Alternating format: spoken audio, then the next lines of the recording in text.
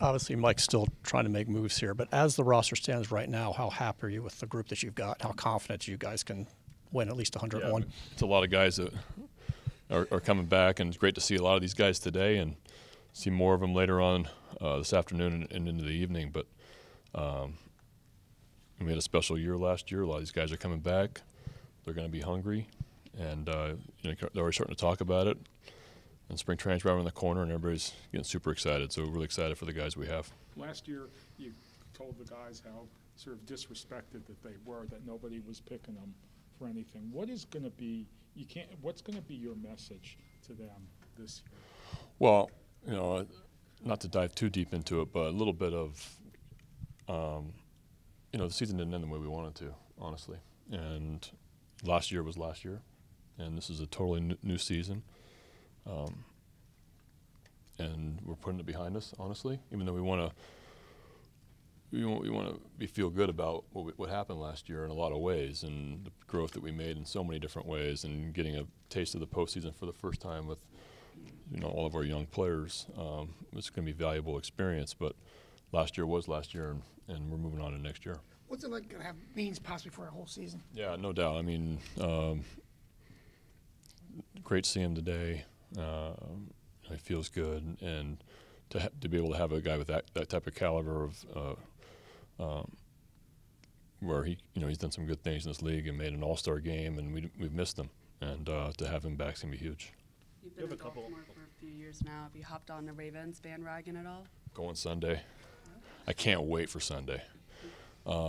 Yeah, me and John text a little bit back and forth throughout both of our seasons, and I'm looking forward to seeing them play because I've really enjoyed watching them this year. I love just I told him just how tough they are, the toughness that team has, and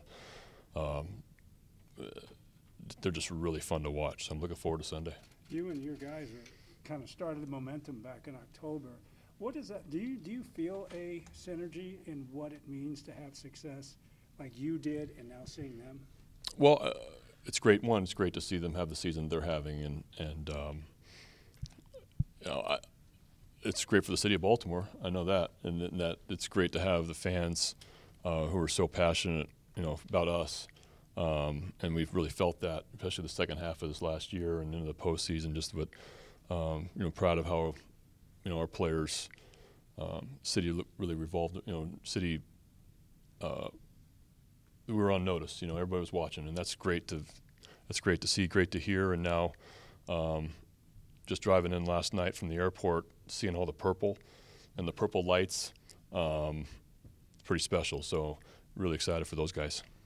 You guys made a couple coaching changes on the pitching side. Just how much are you looking forward to working with those guys this season? Yeah, Drew becomes so highly respected from the people that have worked with him as well as players in the Atlanta and Houston days, and the coaching staff in Atlanta. Some of those guys are good friends of mine, and speak unbelievably highly about what he did there in Atlanta the last few years, and then adding Mitch also as his assistant.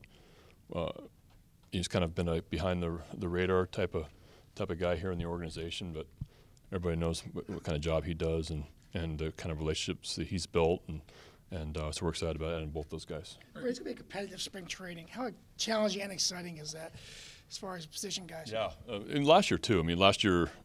The second half of the games were just as fun a lot of times, when you see the young players, and that's going to be more of that this year. A lot of prospects playing, a lot of guys trying to make the team.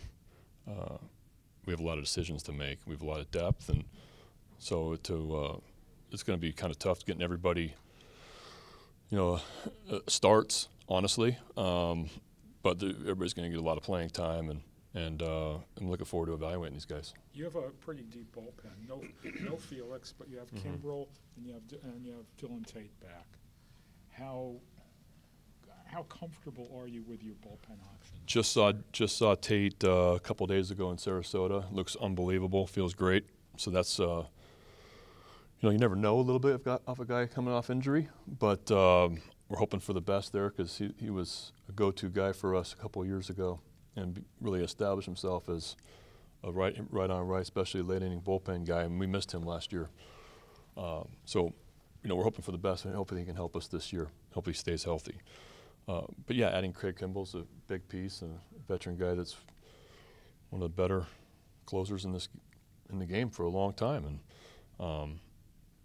so I know that we're still out there. I know there's a lot of decisions still to make, and a lot of guys still. We're involved in the pitching market just like everybody else right now, so we'll see what happens. Regarding the pitching market, Mike said, yeah, that's a priority. You guys found out firsthand when you played Texas what a guy like Nate Eovaldi can bring. Do you have young guys that can be that guy, and how soon could you count on somebody like Grayson or Bradish being that guy? Well, I think it's talking about Nate Eovaldi. He's done it for a while and won a World Series, and we've been in the big leagues for a long time. Now we definitely don't have that type of experience, and but we do have the stuff. And I think last year's experiences for all these guys, from Kramer, Bradish, Wells, Grayson, all a little bit different. All had their ups and downs, all had things that they had to deal with, some adversity, and how they came back from those things. I'm really proud of it, and they're going to be. They have a chance to be that type of pitcher. I'm really happy with the development of a lot of these guys, and what they did last year was pretty special, and I think they're just going to get better. Brandon, Mike said at winter meetings, when asked directly about Holiday, he has a strong chance to make the opening day roster. What will go into that decision? I just think it's going to be collectively. Do we think this guy's ready or not? Is he? Because we're going to put the best roster out there to try to win games from the beginning, and also that coupled with is he ready for the major leagues? And somebody that's gone through the minor leagues that fast, that young, it's a big decision, and it's something we're going to be really careful about. But we're going to watch him play as much as possible, and he's checked a lot of boxes. And I think him having Matt as his dad and kind of seeing what the major leagues life is like a little bit, being involved around major league clubhouses is obviously helpful to him and what he's dealing with. But this is the first time he's ever trying to win a major league job, and a lot goes into that. But we're gonna give him a good look.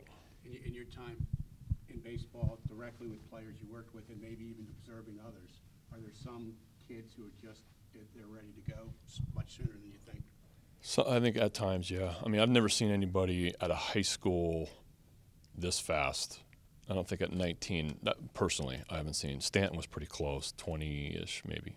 But, and then we had decisions with like Brian Schwarber, like some guys right at like top of the first round guys out of the draft, but they were more college guys, but not high school, 1 year in the minor leagues, getting to AAA and talking about making a major league team. I haven't seen it that fast.